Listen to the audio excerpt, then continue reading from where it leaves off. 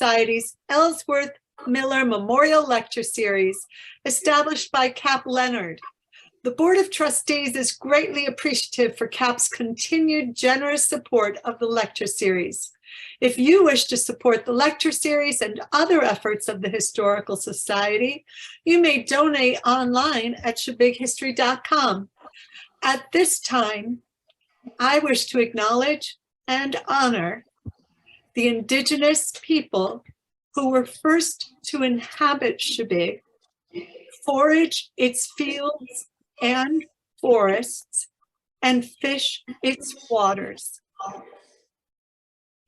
Sincere thanks to our tech guru, Richard Hackle, for facilitating this Zoom presentation. Questions relative to the lecture will be addressed following the lecture. Please note your questions in the chat box and select to everyone. Tonight's lecturer, Dwayne Tomah, is a language keeper. He is director and curator of the Sipayik. I hope I said that correctly. He will correct me when he's speaking.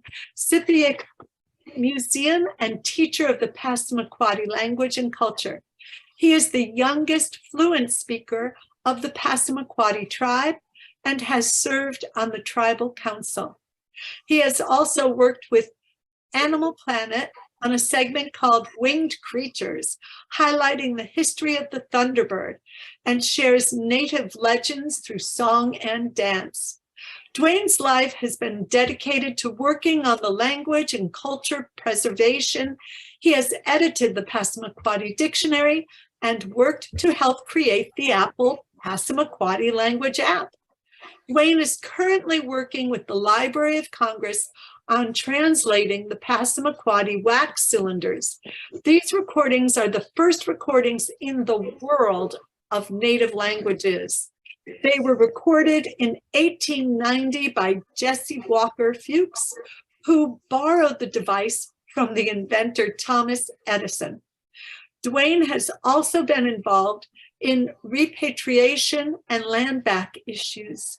He shares historical truth regarding the doctrine of discovery by an indigenous perspective.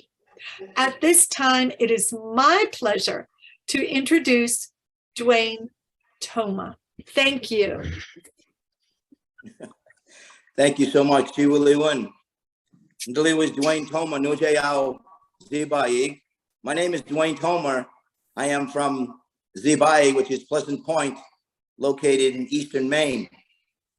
First and foremost, it's an honor for me to be with you this evening to share with you some historical truth and also some secrets and hidden secrets, and they are called hidden historical secrets. And I just want to really talk about this respectfully. Number one, I just want to set some of the foundational work that we're doing, and that is coming from a cultural perspective, and that we come with a good mind and a good heart. And we want to talk about these sensitive issues respectfully, and it's proper dialogue, so we can have some proper dialogue. So once again, it's really an honor for me to be here to share with you the doctrine of discovery.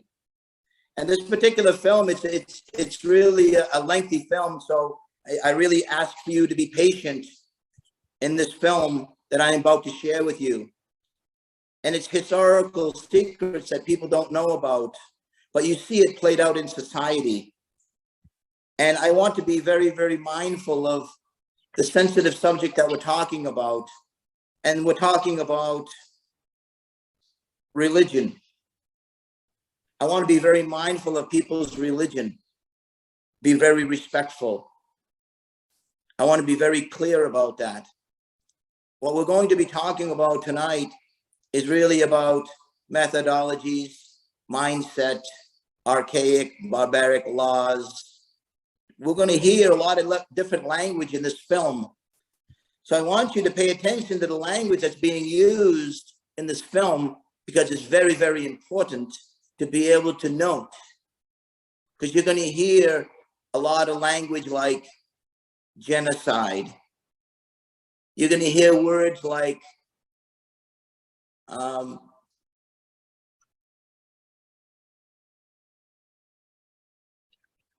real mind provoking things that you're going to see as well. And some things are disturbing.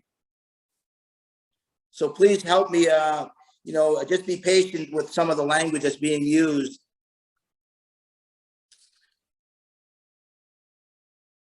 This particular document, the Doctrine of Discovery, was done by Stephen T. Newcomb. Well, he has spent extensive work, 40 years or more of his life, unveiling the Domination Code, and he's even gone to the United Nations to gain support on this particular project. And he's really a lot of extensive knowledge that he's come to educate the people on the Domination Code. So the Doctrine of Discovery, Christian Discovery and Domination, and its effects on the Wabanaki and other Aboriginal peoples worldwide, and its reevaluation of Columbus' voyages to the Caribbean. The doctrine has formed the legal basis for taking of Wabanaki land and most lands inhabited by the original nations of Americas. Africa, Asia, Australia, and New Zealand. In 2007, the United Nations condemned the Doctrine of Discovery in the preamble to the Declaration of the Rights of Indigenous Peoples. Every member of the United Nations was in support, except Australia, Canada, New Zealand, and the United States. So please join us to explore this facet of Maine in the American history and its current effects of medieval religious concept, serving as the basis for United States federal Indian law and United States international laws. When Christopher Columbus first set foot on in the white sands of Guanahani Island, he performed a ceremony to take possession of the land for the king and queen of Spain, acting under the international laws of Western Christendom.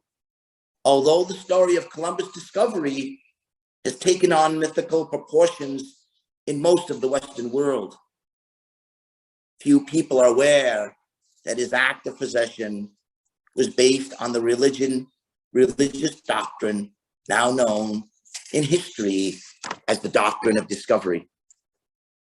Even fewer people realize that today, 5 centuries later. The United States government still uses this archaic Judeo-Christian doctrine to deny the rights of Native American Indians. This is a quote I want to share with you from Stephen T. Newcomb. It's 500 years of injustice, the legacy of 15th century religious prejudice. Unmasking the Domination Code, the Doctrine of Discovery. This is the story of historical truth, spirituality, and resistance, told on behalf of the original nations and the peoples of Great Turtle Island. And elsewhere on Mother Earth, we are still here and rightfully free. This film is based on the book Pagans in the Promised Land, Decoding the Doctrine of Christian Discovery by Stephen T. Newcomb. Today in 2015, Chief Justice John Marshall's distinction between Christian people and heathens in Johnson versus McIntosh, 1823, is still treated by the US Supreme Court as valid law for the United States. the Supreme Court has used the claimed right of Christian discovery and the domination in the Johnson ruling as its underlying rationale for every ruling that it has handed down since 1823 regarding our original nations. Christopher Columbus and other colonizers laid claim to the lands of original nations on the basis of the idea that Christians had a biblical right to discover and dominate non-Christian lands. This doctrine of ancient Christendom, supported by papal bulls, continues to serve as the conceptual foundation of the political and legal system of the United States, and as the conceptual foundation of other dominating political systems elsewhere in the world in relation to original nations. The doctrine of discovery papal bulls is a false claim of domination over our lives and a false claim of ownership of our lands. So as we view this film, I just want to share with you that there is a lot of stuff that you're going to see, and pay attention to, once again, to the language that's being used, and be patient because there's a lot to take in for this amount of time, and it was all put together very well done by Stephen T. Newcomb. So if we can start that film, we'll have some discussion after.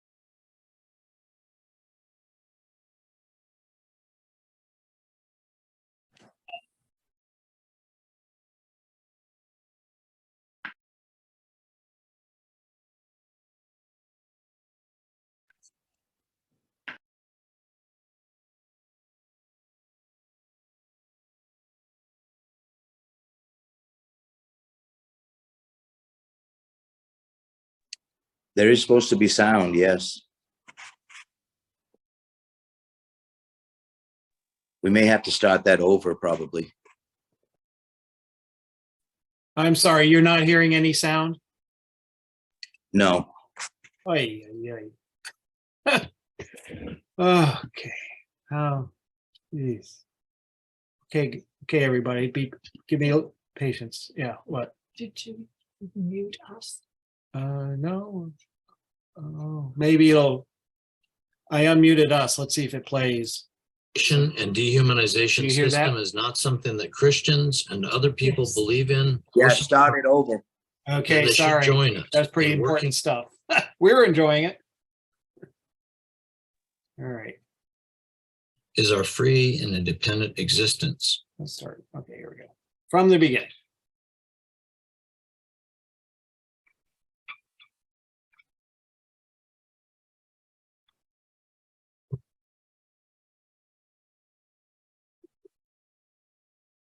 Good.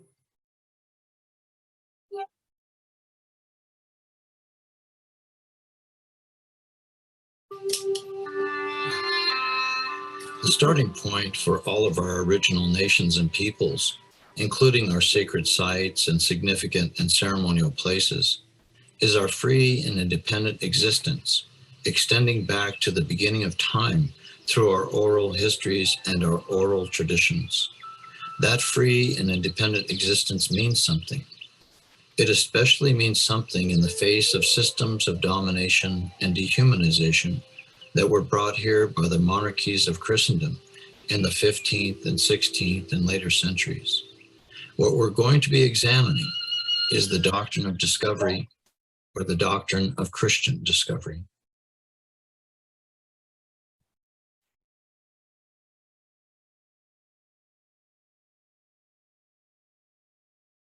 The story of the doctrine of Christian discovery is a story of the doctrine of Christian domination and dehumanization.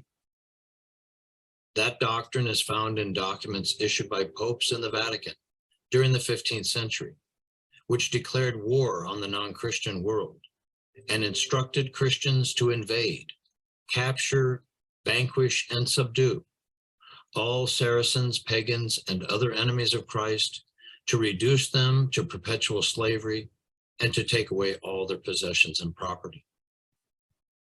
If that's part of the Christian message, and by us speaking against that somehow makes us anti-Christ because we're against the domination and dehumanization system, then what does that say about Christianity? But if the domination and dehumanization system is not something that Christians and other people believe in or subscribe to, then they should join us in working to abolish and disestablish the system that has resulted in the dehumanization of original nations and peoples throughout the planet and continues to do so to this day.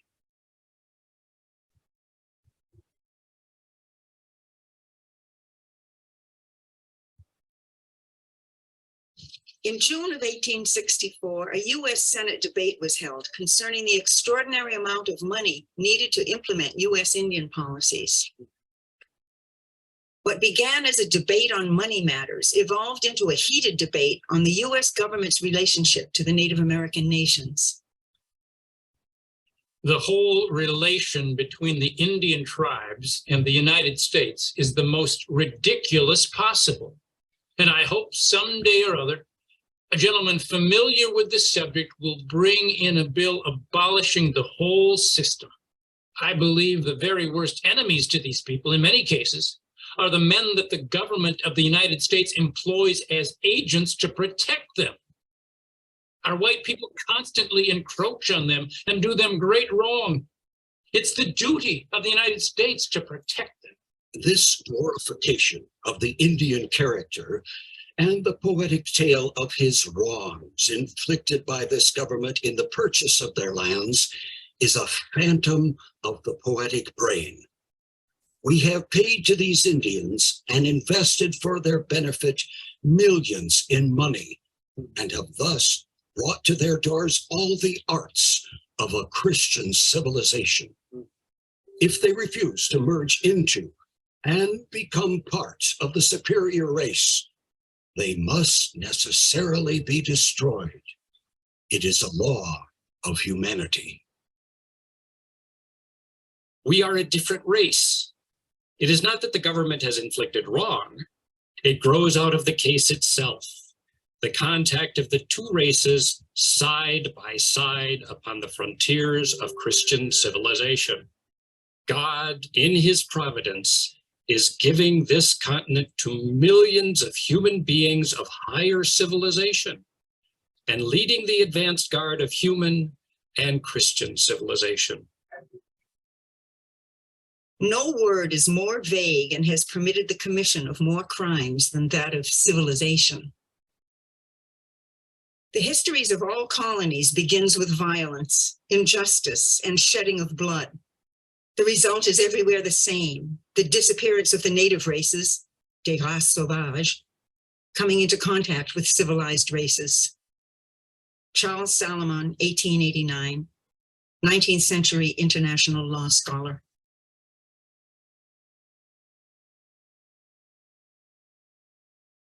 Pagans in the Promised Land, decoding the doctrine of Christian discovery. Stephen T. Newcomb. When you look at the quote from Senator Harland of Iowa in the clip that we just saw, and you examine the language, what he says is that if the Indians will not merge themselves into a superior race, they must be necessarily destroyed. That's that part of that genocidal principle. And then he says, it is a law of humanity. When you parse that, what you see is actually two different categories, a category of humanity and those outside of that category. The category of humanity considers itself to be a superior race, and the original nations and peoples of this territory, of this continent, of this hemisphere, they actually are considered to exist within a subhuman or a non-human category. And therefore, through that dehumanization process, there's a presumption of a right of domination. And what has been commonly and typically called the doctrine of discovery is actually the doctrine of domination. And whenever you talk about domination, you have a correlative or a corollary of that. So you have what's above, and then you have what's below.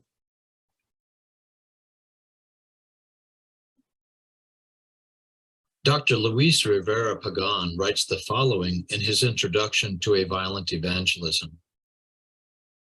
Perhaps the main defect of many modern studies of the age, meaning the age of discovery, consists in not recognizing the primacy of the theological discourse in 16th century ideological production. Truly, the Spanish conquerors of the Americas were driven by their quest for God, gold, and glory. But it was the language related to God, theology, that served to rationalize avarice and ambition, not vice versa. It was religion that attempted to sacralize political domination and economic exploitation. One of the things I want to ask you to start out is, how did you come to write the book? Well, yeah, it was the end of the 90s, the end of the 80s, sorry, the end of the 80s. And at that moment, under the leadership of Spain, in all countries of Latin America, there were established committees for the celebration of the 500 years of the discovery of America. And I was concerned about the emphasis on discovery, because discovery is always a nice word. It's good to discover something, see? But sometimes the concept of discovery can be used to occlude, to take out of the sight of people what was happening under the concept of discovery. And I was convinced that at the end of the 15th century and at the beginning of the 16th century, theological issues were important. Because the main reason that was given by Spain, by the Pope at that time, to consolidate the sovereignty of Spain over this island first and over the rest of this vast continent, was to convert and to Christianize the natives. So therefore, one had to take seriously the matters of religion and theological issues in that process. Right now, in our time, when we think about spreading the gospel or doing missionary work, we think about churches preaching. But at the end of the 15th century, they also had the conception of a Christian nation defending the faith or spreading the faith not only by preaching. That's why, for example, when the Pope Alexander VI in May of 1493 decreed those lands were to be possessed by the Kingdom of Castile perpetually, he mentioned that King Fernando and Queen Isabel had done a great thing for Christendom, namely have eliminated, the Pope says, the tyranny of the Saracens infidels. So that the idea that the gospel could be spread by means of war, by means of weapons, was not necessarily a bad idea in the 15th century and the 16th century. Domination, the language of the papal bulls. The theme of domination is found in various Vatican documents from the 15th century. For example, in the papal bull of May 4th of 1493, Pope Alexander VI says that it is pleasing to the divine majesty that barbarous nations be subjugated. The Latin word is deprimentur, which means to reduce, to cast down or press down, to hold down. And it also states that it is pleasing to the divine majesty for the Christian empire to be propagated. Pope Alexander VI stated, "We trust in him from whom empires and dominations and all good things proceed." The Holy See of the Catholic Church issued many such documents even before 1493.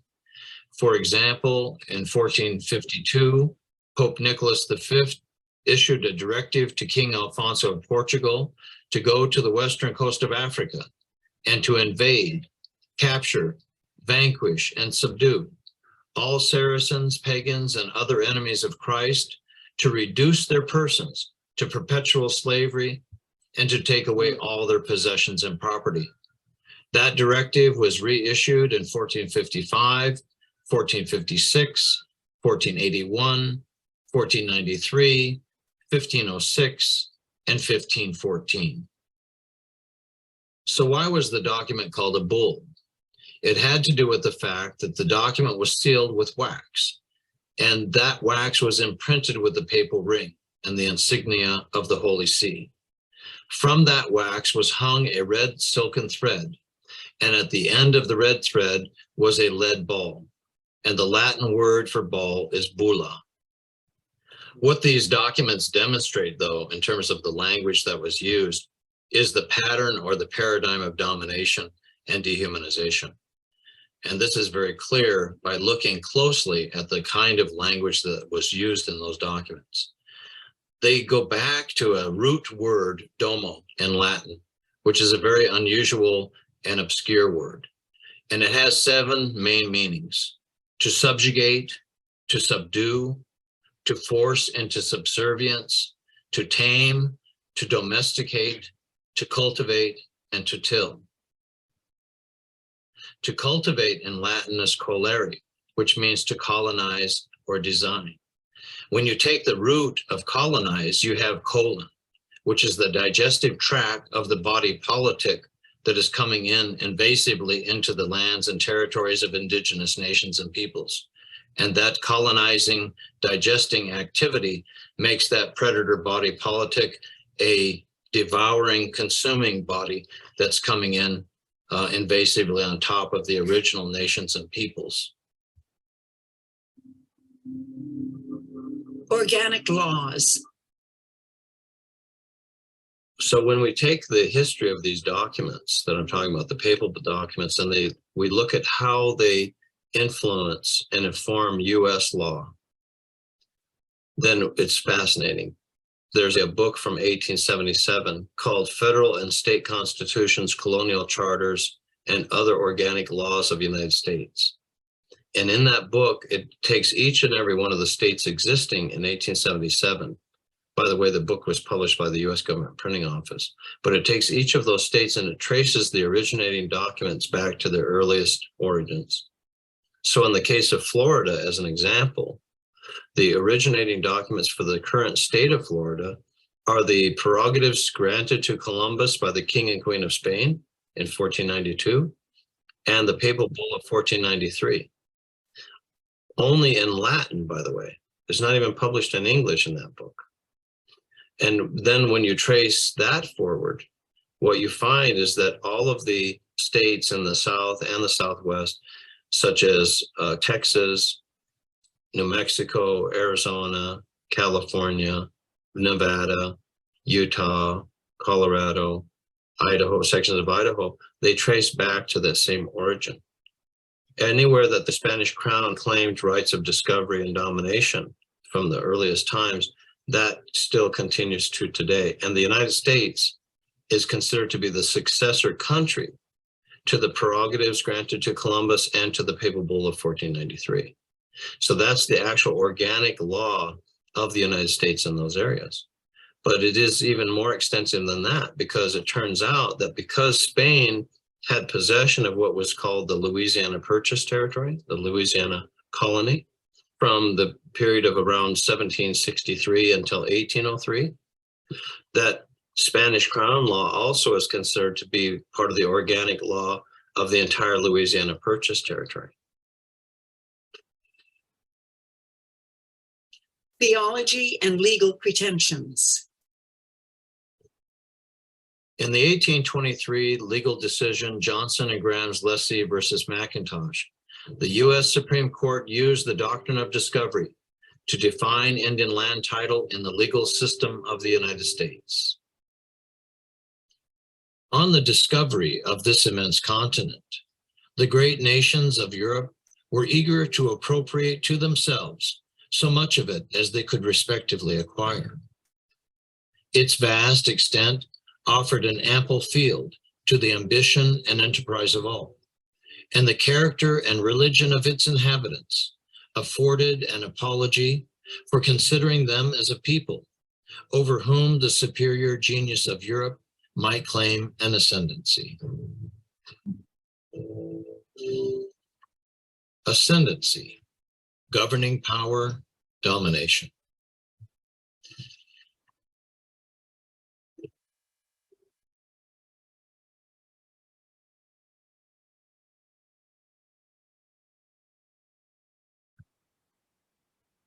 The potentates of the old world found no difficulty in convincing themselves that they made ample compensation to the inhabitants of the new by bestowing on them civilization and Christianity in exchange for unlimited independence.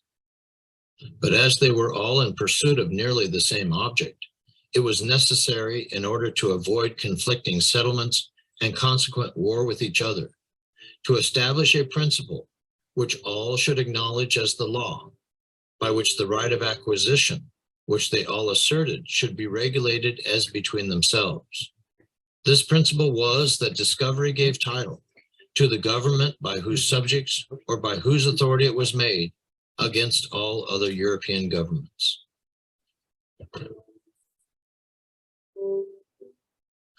While the different nations of Europe respected the rights of the natives as occupants, they asserted the ultimate dominion to be in themselves, and claimed and exercised as a consequence of this ultimate dominion a power to grant the soil while yet in possession of the natives. In his book, New Worlds for Old, William Brandon said the following: political power grown from property, dominion, was in effect domination. These grants have been understood by all to convey a title to the grantees, subject only to the Indian right of occupancy. Johnson versus McIntosh, 1823.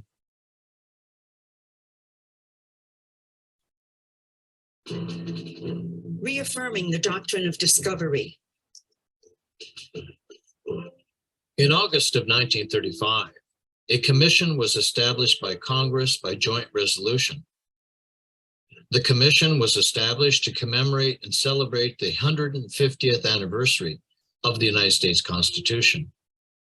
As a result of that commission's work, a book was published in 1937 entitled The Story of the Constitution. And it was primarily authored by Saul Bloom, a New York congressman. In the opening of that particular book, we find Part 1, Origin of the United States, Chapter 1, Discovery, Title to the Soil. And it says, King Henry VII of England turned a cold shoulder upon Christopher Columbus when he asked for financial aid in undertaking a highly speculative voyage in search of India by sailing westward from Europe. But Henry VII, a keen and enterprising monarch, quickly realized the importance of Columbus's discovery, and in 1496 commissioned John Cabot to go out and discover countries then unknown to Christian people and take possession of them in the name of the English king. According to the book, Cabot made 2 voyages, and by 1498 had sailed along what is now the coast of the United States and claimed it for England. By tacit agreement, the European sovereigns rested their respective claims upon priority of discovery. The natives were regarded as heathens, possessing no rights of sovereignty. So here you have the acknowledgement by the United States government and a commission that was chaired by President Franklin Delano Roosevelt, acknowledging the right of discovery that Chief Justice Marshall said in Johnson versus McIntosh in 1823 was confined to countries then unknown to Christian people, which means the countries that were inhabited by unbaptized nations and peoples of the planet. In the US Supreme Court in 1954, there was a case that had reached the Supreme Court called Tehiton Indians versus the United States. And in that particular case, it had to do with timber in the Tongass National Forest and given to a particular logging company by the Department of the Interior. And the Tehiton Indians sued for compensation, saying that their timber had been taken from them without a right on the part of the United States. The U.S. Justice Department sent a legal brief to the U.S. Supreme Court in that case.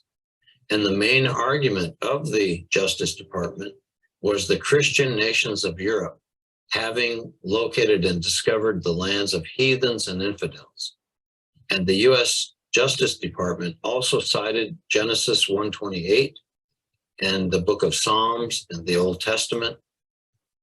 And God blessed them, and God said unto them, be fruitful and multiply and fill the earth and subdue it and dominate the fish of the sea and the birds of the sky and every animal that creeps on earth.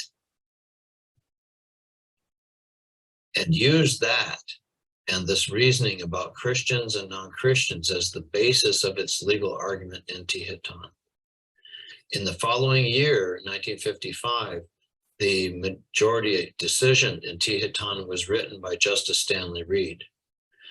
And Stanley Reed had written a dissenting opinion in an earlier case called Alcee Band of Tillamook's. And in that particular case, Stanley Reed said that the theory put forward in the Johnson ruling was that discovery by Christian nations gave them sovereignty over and title to the lands discovered.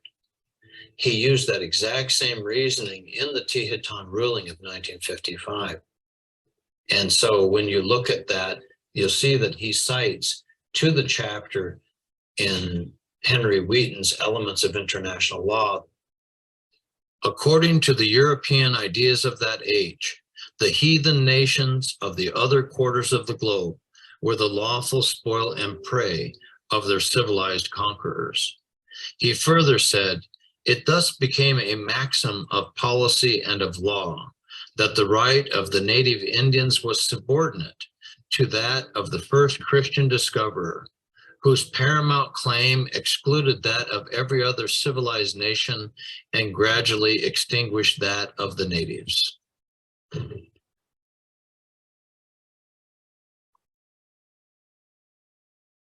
United States Court of Appeals, Ninth Circuit, San Francisco, California. On August 27, 2014, a 3-judge panel of the Ninth Circuit Court of Appeals in San Francisco demonstrated a contemporary application of the doctrine of discovery and the Johnson versus McIntosh decision. They did so in a case regarding the Kumeyaay Nation ancestral remains in California. In its decision in White versus the University of California, the Ninth Circuit panel said that the Kumeyaay Nation has only an aboriginal interest in the lands it occupies. As the court stated, aboriginal interest in the land generally is described as a tribe's right to occupy the land. It is not a property right. but amounts to a right of occupancy, which the sovereign grants and protects against intrusion by third parties. Teton, Indians versus United States, 1955. That right, which is residual in nature, comes from the legal theory that discovery and conquest gave conquerors the right to own the land, but did not disturb their tribe's right to occupy it.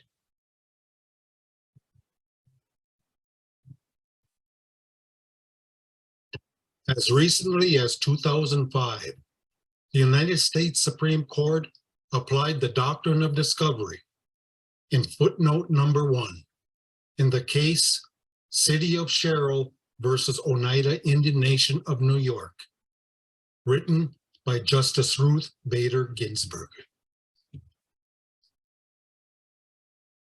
Under the doctrine of discovery, fee title to the land occupied by Indians when the colonists arrived became vested in the sovereign. First, the discovering European nation, and later the original states and the United States.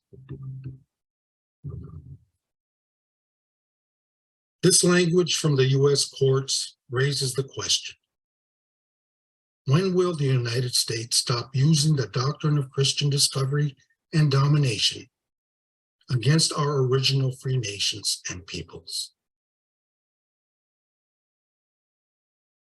And so this is the system that we're up against as our original nations and peoples. The Canadian system has also used Johnson versus McIntosh as a legal precedent. And the entire history of the papal bulls, of the charters of England, the charters of France, and all the rest of it applies directly to the context of Canada and forms the context for the Idle No More movement that's going on right now, and all of the issues that are pertaining to the First Nations and the original nations and peoples of that part of Great Turtle Island. That domination and dehumanization system continues to be used against original nations and peoples on every continent and region of the planet.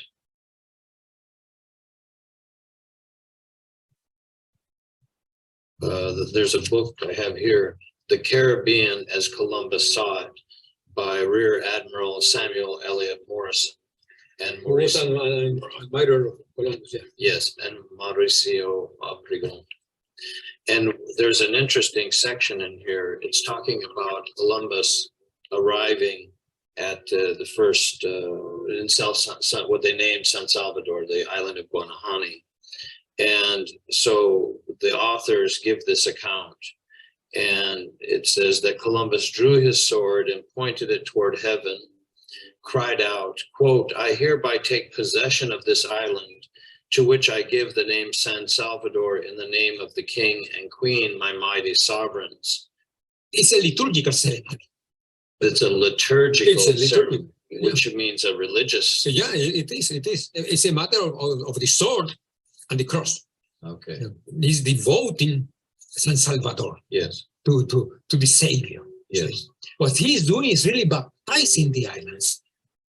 And so this idea of also baptizing the lands and the territories of the original nations and peoples is very key to understanding the nature of the story. Yeah, the first to be baptized is the island, and then later on the natives, and which means also giving them Right. a Christian name. So they come ashore with the royal standards, which they put into And the the cross. soil, and the cross, but also the sword, which is also the symbol of a cross, Yeah. with the handle and so forth, and the blade. And then the way in which they proceed is to lay claim or to say they have taken possession. All right. So when you have people existing or peoples existing in a place for countless generations, and someone else comes and claims possession of that, then it seems to me that that in and of itself is an act of domination. It is. It is absolutely. Yeah. Absolutely. Nullus, unbaptized nations and peoples. There's a very unusual term that I came across in my research. It was identified by Francis Lieber, who was the first political scientist of the United States. And when he looked back at the history, he said that there was a term that he called terra nullius. Nullius meant a heathen, pagan, infidel, or unbaptized person. So lands that were inhabited by non-Christians, those who were unbaptized, had no right to an original free and independent existence, that is, free and independent of Christian domination. Any Christian ruler that was able to identify and locate those lands had the right to go in there and exert a territorial domination in relation to those lands. And that's the basis upon which the U.S. federal Indian law system was developed. There is in my book a long section about the discussion of whether those native people, are they truly human? Are they truly rational? Can they govern themselves? The idea of Aristotle that barbarians do not have the kind of culture and rationality that the civilized people like the Greeks was very common. Some Spaniards will look at the Native Americans and will say, hey, they are barbarians. They are barbarians. The difference is that Aristotle did not want to convert the barbarians to any kind of religion. So that in Spain, there was a problem. Yeah, they are barbarians, but they seem also to be human. They seem to be also descendant of Adam and Eve, and therefore we have the commission to convert them. Now, to convert them does not necessarily mean to bring them to our own level, because they are barbarians. That doesn't mean they don't have a place in society. Yes, they have their place in society. They have to work. Who's going to do the work in the mines or in the fields or here and there? Somebody has to do the work. That's their role in history. That's their role in society. We have to convert them, but they will be converted barbarians, and they will keep working. We have also to take precautions. I mean, we have to impose a system of domination that might keep those people at the place. Yes. Because if we show any kind of weakness, they will rebel. Yeah. Which is always the problem of any society that has servants or slaves. So there's a key element here. Not only are they barbarians, as seen by the Spaniards, but also they are unconverted barbarians. So they're unbaptized barbarians. But they never cease to be barbarians. They only become converted barbarians, meaning baptized barbarians. Now, it's my contention that the use of the word human is a very specialized category. In other words, when they use the word human, they don't mean just any Homo sapiens. They don't mean the broad category of human beings in the general sense. They mean a very specific type of human, which is from the Greco-Roman trajectory of history. So it's the Greek, Roman civilization and everything that follows from that. That's what they mean by the term human. Would you say that's? Oh, yeah. That's the tradition of the humanities. Yes. Because the humanities always referred to the Greco-Roman civilization and some elements of the Bible. Yes. Especially those parts of the Bible that were written in Greek. Mm-hmm. Yeah. But you know, I was saying that some people say those are barbarians. But other Spaniards will use other term, okay. Beast. Ah, yes, bestias. Bestias. Yes.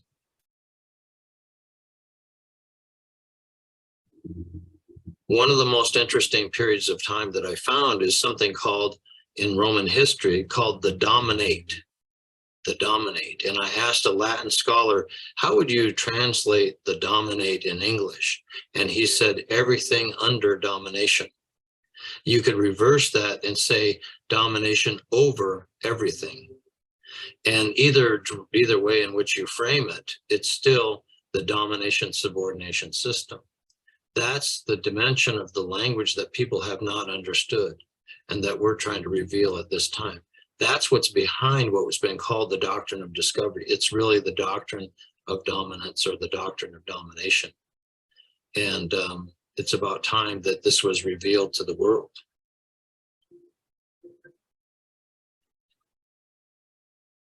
genocide, and the effects of intergenerational trauma.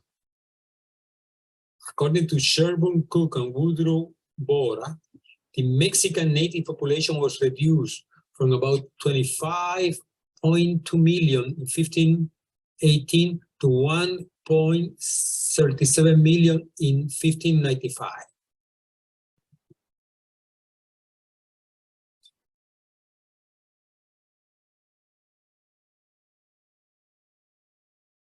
What I found in my research is one of the reasons, for example, for the many suicides and for many depression is that element of we used to live here and suddenly this is not ours. Suddenly our religious beliefs are stupid and false. An invasion by a guy called the devil, Satan, and everything we have believed and done is mistaken. From now on, they are our owners and they tell us how to live.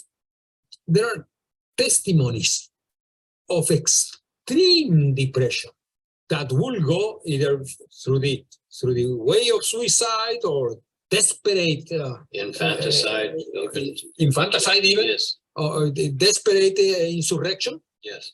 It's just, kill me, but I am not going to live this way. But that absolute devaluation of one's being and one history. There is a Franciscan in Mexico in the middle of the 16th century, Bernardino Sahagún. He wanted to write a history of the customs and ideas and cultures and religiosity of the Mexican Native Americans. And he begins to ask the old people, the ancianos, the elders, who still have the memory. And then the elders tell Sahagún how it was. And at one moment, Sahagún has a brief section in the middle of the book saying, oh my God, what have we done?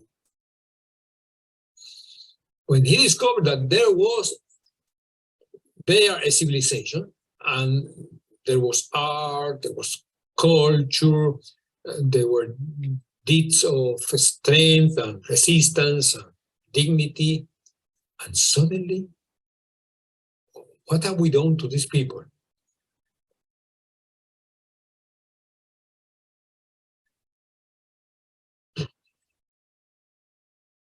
We maintain that the principle declared in the 15th century as the law of Christendom, that discovery gave title to assert sovereignty over and to govern the unconverted, has been recognized as part of the national law, the law of nations for nearly 4 centuries, and that it is now recognized by every Christian power in its political department and its judicial.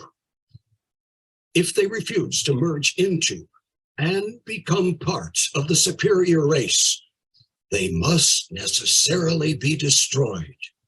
It is a law of humanity. Now, I think of this Western Hemisphere, all of it, as the domain of, as Churchill described it, from this hemisphere, Western Christendom.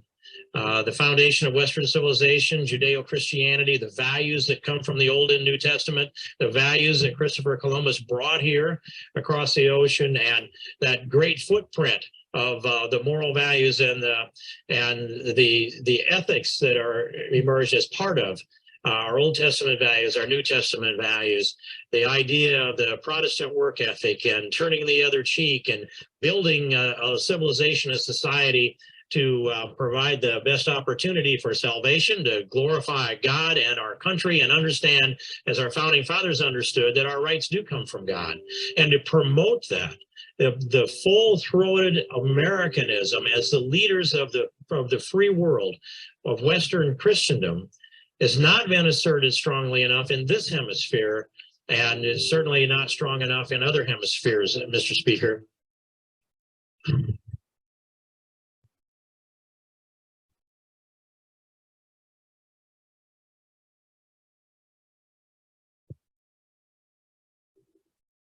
Bartolomé de las Casas, A Brief Account of the Destruction of the Indies, 1552.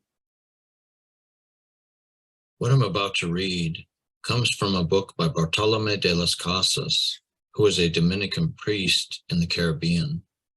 He started out as an encomendero during the time of the conquistadors, which means he was given a grant of land and Indians.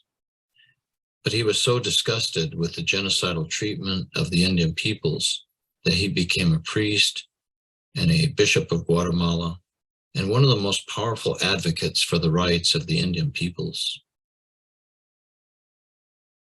In this particular passage, this has to do with the island of Hispaniola.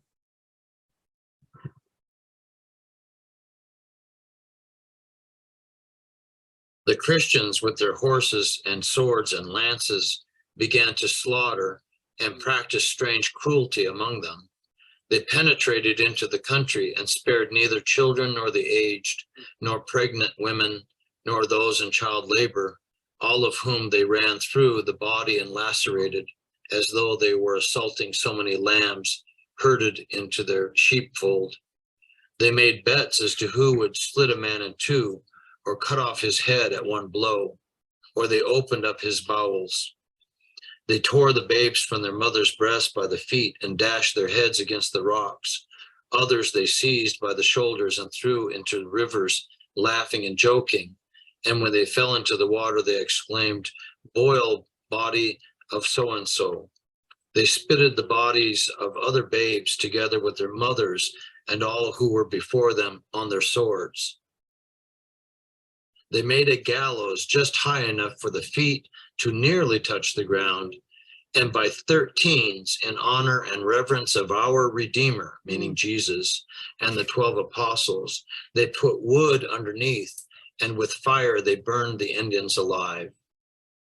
They cut off the hands of all they wished to take alive, and made them carry them fastened onto them, and said, "Go and carry letters." That is, take the news to those who have fled to the mountains. Less than 100 years after the events witnessed by Las Casas on the island of Hispaniola, similar genocidal acts were carried out on the Lenape people near Fort Amsterdam on Manhattan Island in 1643. This is a first-person account of a Dutchman who was present on the island of Manhattan when a massacre of Lenape Indians took place. The location is now where the American Indian Museum is, in that area of Lower Manhattan. And it took place on February 25th of 1643. The witness was a man named De Vries. The governor, William Kieft, had vowed to force the Lenapes into submission. He had imposed a tax that the Lenape were refusing to pay. De Vries was staying at the governor's place at the fort, and he said, "I remained that night at the governor's sitting up, and I went and sat by the kitchen fire. When around midnight I heard a great shrieking, and I ran to the ramparts of the fort and looked over to Pavonia, saw nothing but firing, and heard the shrieks of the savages murdered in their sleep. When it was day, the soldiers returned to the fort, having massacred or murdered 80 Indians, and considering they had done a deed of Roman valor in murdering so many in their sleep, where infants were torn from their mothers' breasts and hacked to pieces in the presence of their parents, and the pieces thrown into the fire and in the water, and other sucklings being bound to small boards were cut, stuck, and pierced, and miserably massacred in a manner to move a heart of stone. Some were thrown into the river, and when the fathers and mothers endeavored to save them, the soldiers would not let them come on land, but made both parents and children drown. Children from 5 to 6 years of age, and also some old and decrepit persons. Those who fled from this onslaught and concealed themselves in the neighboring sedge, and when it was morning came out to beg a piece of bread and to be permitted to warm themselves, were murdered in cold blood and tossed into the fire or the water.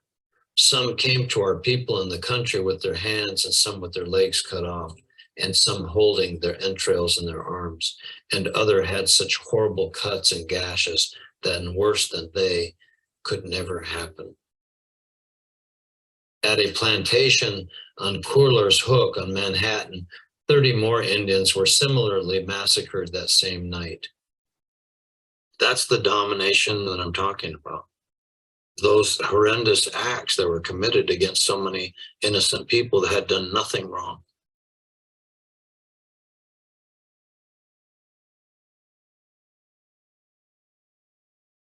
The largest mass execution in US history occurred in Minnesota on December 26, 1862.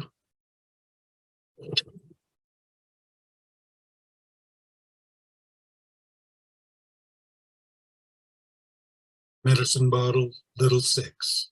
3 years later, on November 11th, 1865. Fort Snelling, Minneapolis, Minnesota.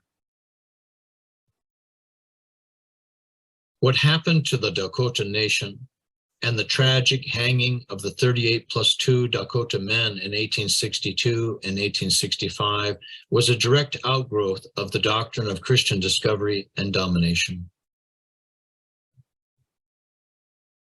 It was the beginning of the Sioux land wars of the 1800s, which culminated in the 1890 massacre at Wounded Knee.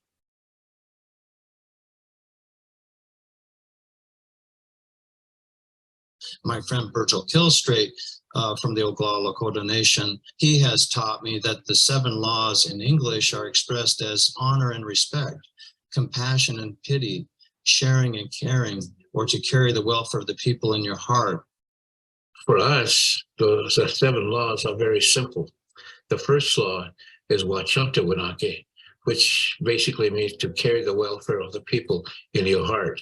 The second law is Wowahoshila, to have pity and compassion for all living things. So the third law is Wawoyuoniha, which is to have respect and honor those things that we respect, everything that moves, they say. The massacre at Wounded Knee was the culmination of 19th century manifest destiny. The fourth law is Wachinhaka. Wachinhaka means to have a great mind. 425 women, children, and men died at or as a result of the Wounded Knee massacre. The fifth law is Woachwala. Woachwala means basically to be humble at all times. The sixth law is Wowahitike. Wowahitike basically means to be guided by your own principles, to discipline yourself. That way you can be brave and be courageous. And the seventh law is Woksape. Woksape basically means wisdom or understanding. That once we learn about the 6 previous laws, we must live according to them.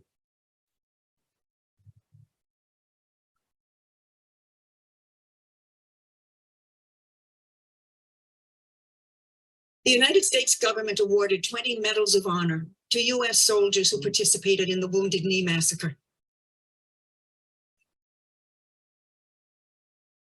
There are ongoing efforts to have the medals rescinded.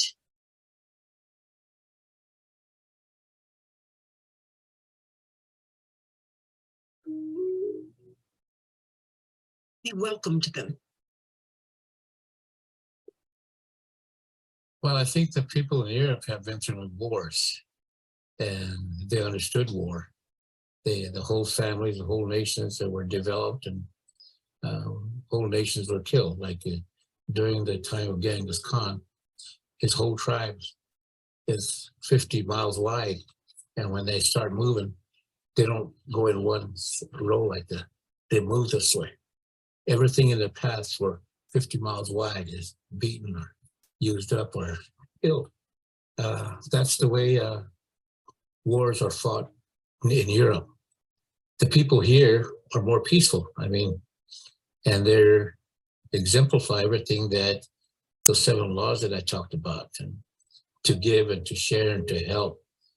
Columbus experienced that when he made a remark, or one of the people with Columbus made a remark about that gold earring that this woman was wearing, how beautiful it was. She took their earring off and gave it to them. That was generosity. So they were welcome and they took advantage of it. There's stories after stories about how, even though Thanksgiving, of how the tribe or the nation that had embraced the pilgrims helped them through, and they were kept alive because they knew the country, and the ones who came across here didn't. Again, they took advantage of that. And they moved west and into Central America. That's the way it is. They were all welcomed until they started killing people. In the beginning, if that's how it was, they could have stopped them. And if they knew already, I mean, at that time, who these people were, they could have killed them all as they set foot on their shores. But instead, they were welcome. Historical demographers have been uncovering in region upon region post-Columbian depopulation rates of between 90 and 98%, with such regularity that an overall decline of 95% has become a working rule of thumb. What this means is that on average, for every 20 natives alive at the moment of European contact, when the lands of the Americas teemed with tens of millions of people, only one stood in their place when the bloodbath was over. David E. Stannard, American Holocaust, 1992.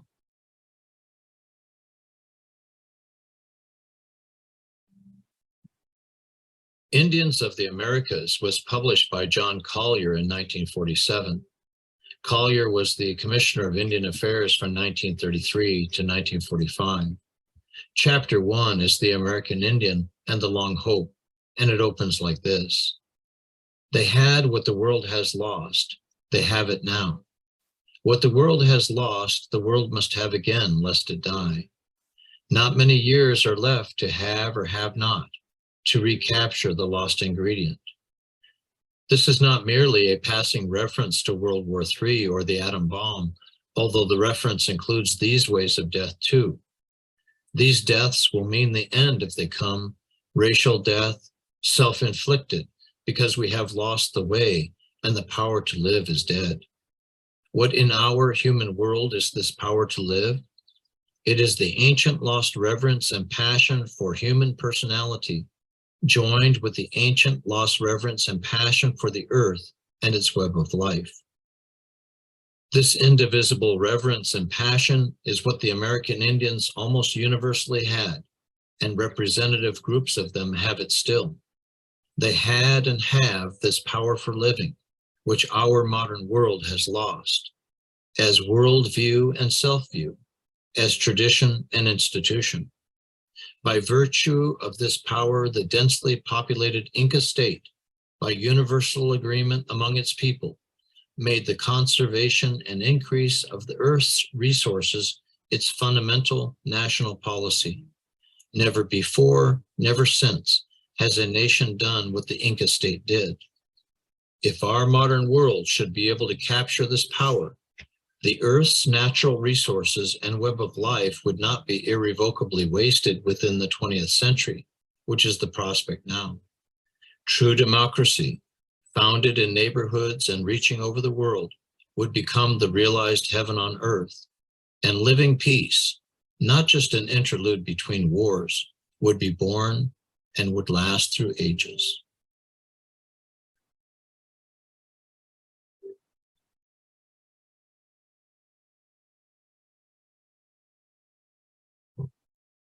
Tecumseh. This is a quote from Tecumseh, our great leader of the Shawnee people, Shawnee Nation. and it resonates with me because it's very profound in its wisdom. Love your life, perfect your life, beautify all things in your life, seek to make your life long and its purpose the service of your people. Prepare a noble death song for the day when you go over the great divide. Always give a word of salute when meeting or passing as a friend, or even a stranger when in a lonely place. Show respect to all people and grovel to none. When you arise in the morning, give thanks for the food and for the joy of living. If you see no reason for giving thanks, the fault lies only with yourself. Abuse no one and nothing, for abuse turns the wise ones into fools and robs the spirit of its vision. And I think that's more of the kind of traditional thinking and the traditional teachings that we have as an alternative to the domination subordination system.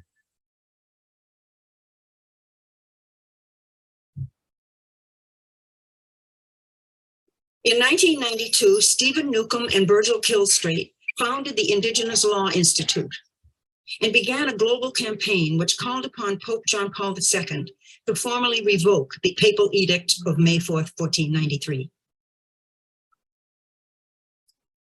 That campaign continues, and it continues to gain new supporters throughout the world.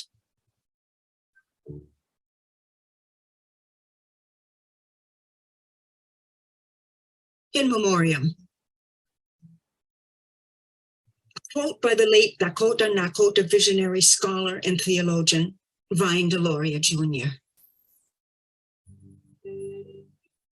The doctrine of discovery has never been disclaimed, either by the governments of the Christian nations of the world or by the leaders of the Christian churches of the world.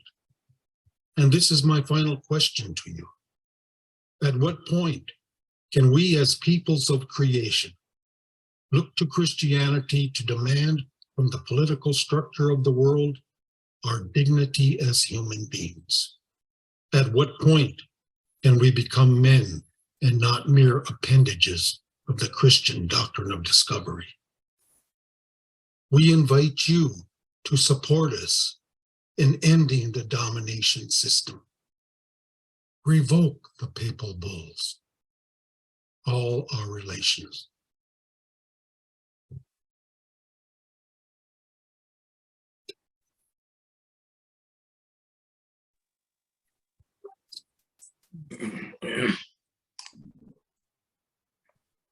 Okay.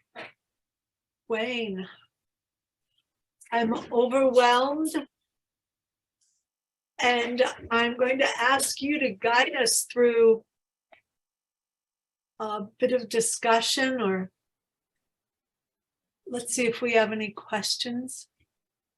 What I wanted to just say real quick before we get into the questions was, first and foremost, thank you very much for sitting in for this long hour and listening to this information. There's a lot of it there, a lot to take in, a lot of emotion, a lot of language that's being used. So I just want to thank each and every one of you for being patient and really attentive on listening to the language that's being used and the archaic, barbaric laws that are being applied, not only to Indigenous people, but people throughout the world. I just wanted to bring attention to 1823 Johnson versus McIntosh and how important that ruling is regarding our territories. We only have a right to occupy our lands. There's a complete distinction between having a right to occupy versus having a title of the land.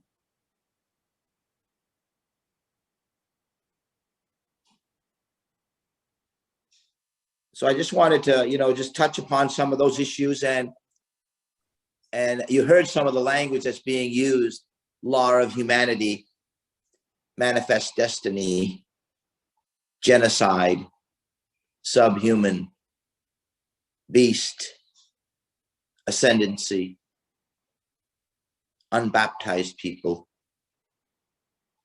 doctrine of domination, all this language that's being used. So I just wanted to bring some light to some of that stuff and the hidden secrets that people don't even realize what's happening. So I just like to open up the floor. Thank you so much.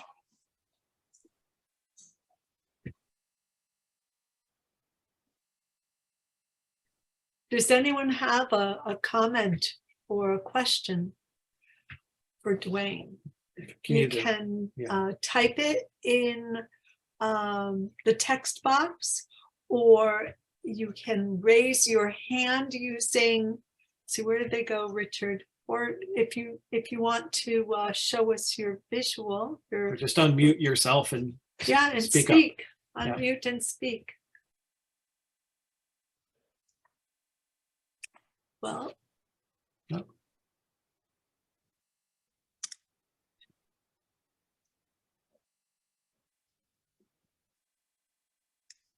well, if we have no, There's Ursula.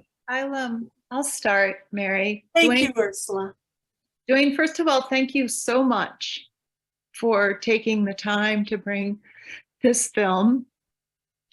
I've spent some time among the Passamaquoddy with Colleen O'Connell.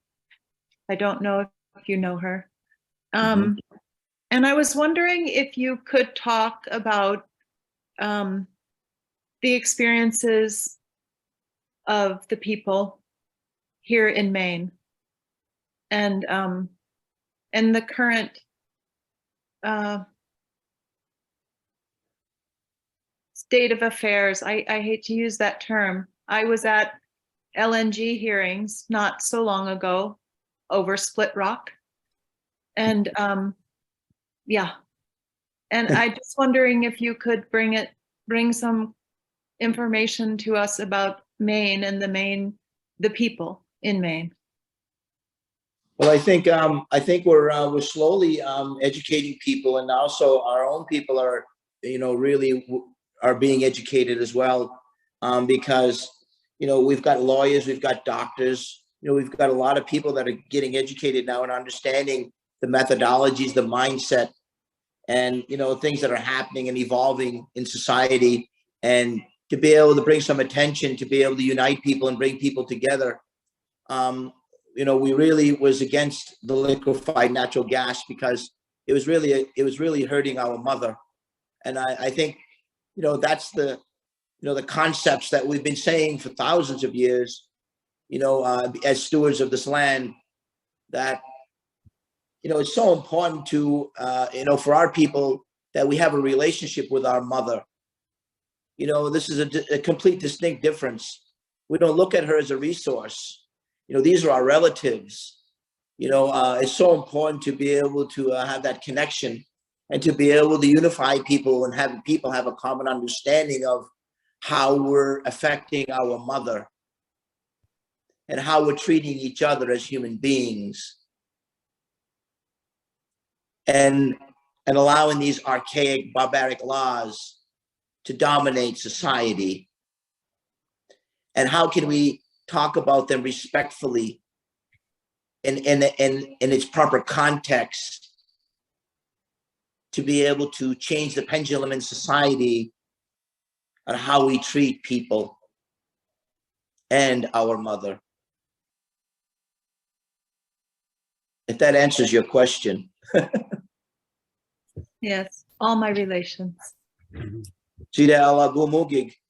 Our relations. A lot of people don't know a lot of these historical things that have happened. And these are some of the struggles that we have, because we talk about sovereignty. We talk about power and domination. These are the problems that we're faced with. That's where it all stems from. That's the reason why we want to talk about historical truth without having the blame game and go down that road of dividing. We want to come together as human beings, because I know each and every one of us have one of these. And if we can come from here to here, rather than here to here, There's a complete distinct difference.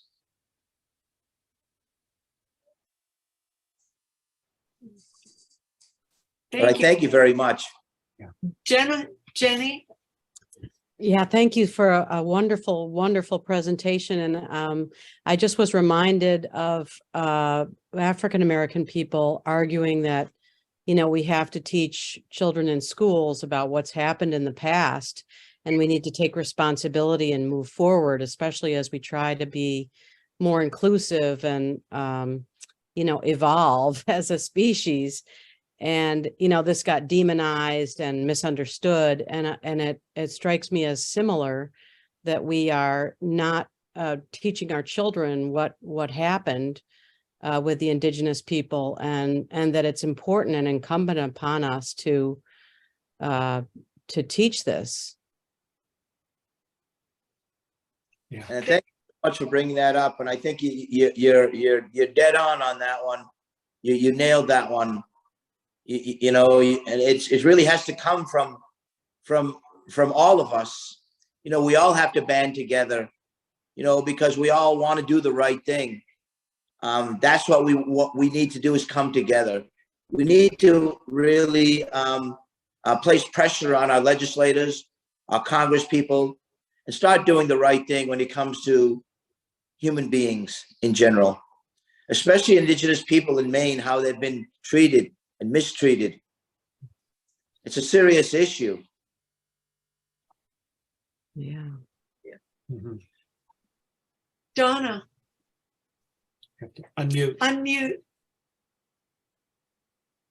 It's nice to see you again, even though we're far away.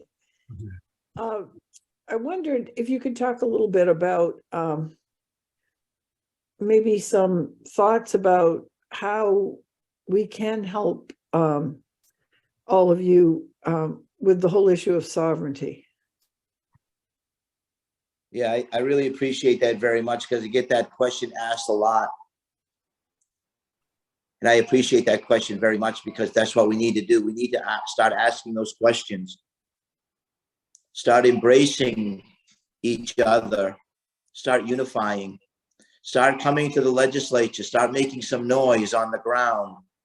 Start getting in organizations to be able to support doing what is right. On many levels, not just with indigenous people, with many levels concerning our mother, because we're all affected by it. Get involved. Get to know each other. Come to our village. We welcome you. We'll feed you. It's so important. We will feed you. I'd like to give a testimony if you want to have a really educational opportunity. Have Dwayne take you through the museum. Barbara Marks and I went, and it's wonderful. And one of the things I thought was really kind of ironic, we walked in the door and there was a picture of a family, and it was the family one of the families who spent time here on Shebig, and I had a picture of one of those family members with the patriarch of the family with me. And it's not that far removed from us. I think that's what we have to always remember, is that we're talking about people who are individuals. And when we talk, you know, we talk about the issues about LNG, you know, with the tribes, we had the same issue here in Casco Bay. And it's, you know, it's not the same thing, but we have kind of tribes in Casco Bay, different islands have different philosophies or different sections. And that brought all of us together, because the people from Harpswell, the people from Long Island, the people from Cliff Island, from Shebig, and we all worked together when we had that same threat here in Casco Bay twice. And we formed a coalition, and it made a difference. We were able to turn policy around. And I think that's what you're talking about. Absolutely. And the other thing is that, you know, we have it built in our language. We have it built in our ceremonies. Odaka. Let me use this as an example. Our people, your relatives and my relatives, what they done was they traded. They build relationships. Eba Bejiptonage Iganewe Eba Bejiptonage Iganewe. Look, I brought you something. It was trading all the time, building these relationships as we're doing today, trying to do the right thing in society. And we've done it in ceremonies. Oldakawagan, it's in our language. It's so important that we do this work. It is. Thank you. Any other questions or comments? I have another Yes, question. Ursula. Dwayne, I met a few women that formed a group in, I'm forgetting the name of it, but it's two Native American women in Maine that formed a new group to also bring awareness. And I was wondering if you and other organizations like that, I'm sorry, I'm blanking on the name, are in contact with each other and spread the word together. Put it to you this way. My schedule is very, very, very, very overloaded. I am constantly being called everywhere in the state of Maine to talk about a lot of issues when it comes to history, language, stories, songs. We have a lot of support out there, and I really appreciate that very much. I want everybody to know that, because it's so important for us to share this knowledge and to educate people. It's so important. So I really appreciate that, people reaching out and wanting to get to have an understanding and a common understanding of one another and to share. It's really wonderful. Thank you, Dwayne. Yeah. Well, I do want everyone here to know that Dwayne will be coming to Shebig Island in July, and it will be on the 4th Monday of July, and he will be bringing us music and dance, and he doesn't want any of us to be sitting in our chairs. He wants us up and moving with him. Yes, what I'm going to be, just to give you a brief synopsis of what I'll be bringing to Shebig Island, is what I'm going to be bringing to you is the wax cylinder project that I've been working on. And just to give you a brief idea of what's going on is an Indian agent by the name of Wallace Brown came to Calais, Maine. He was here down here, an Indian agent, and his wife, Helen Brown, invited a gentleman by the name of Jesse Walter Fuchs to Calais, Maine, with Thomas Edison's wax cylinder machine. So we were actually the first indigenous people in the entire world to be recorded. So it's my job to transcribe a lot of the songs and stories from 1890. So it's really been an honor for me to be able to share all these songs and stories with people. I just recently got back from the Library of Congress with my daughter and my wife, and we actually held the original 1890 wax cylinders. So really an honor to be able to be a part of this history. Amazing. We're looking forward to that. Tonight has been, as I said, overwhelming. And I am so grateful that you've shared this with us, and we've been made aware of history, the reality of the history. And I thank you, Dwayne, for taking the time to bring this to us. And I thank you, Donna, if you're still there. Yes, you are, for finding Dwayne. So wonderful. I just want to say one thing before I leave is that, you know, be kind to one another. Just be kind. No matter who it is. just be kind. It makes a big difference. I know it's emotional for me because it's built in our ways of our people. And I know it's built in you too. Come from here. Thank you so much for coming this evening. I really appreciate that so much. If there's any time that I come to your town or share some of this history or stories, you can get a hold of me. I will come to your town and I will speak with you. I'll embrace you. So thank you so much. Have a wonderful evening. Thank you, Dwayne. Thank you, You Dwayne. take care. Yeah. So just a little note, our next lecture is scheduled for Monday, December 12th, only on Zoom. And the presenter will be Michael Porter. And his topic is what an antique sundial can tell us about time. Very different from tonight. Tonight was just more moving than I had imagined. And also, as I shared earlier, if you wish to support the lecture series and other efforts of the Historical Society, you can now donate online. I thank each of you for joining us.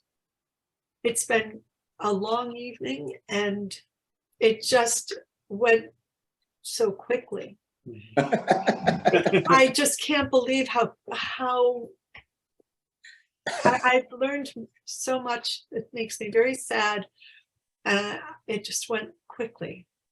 Unbelievable. Mhm. And Dwayne, thank you again. Thanks so much. Thank you so much. Have an absolutely wonderful evening, everyone. Thank you so much. Thanks for You're having all me. set. Bye-bye. Thank you. Good night, everyone.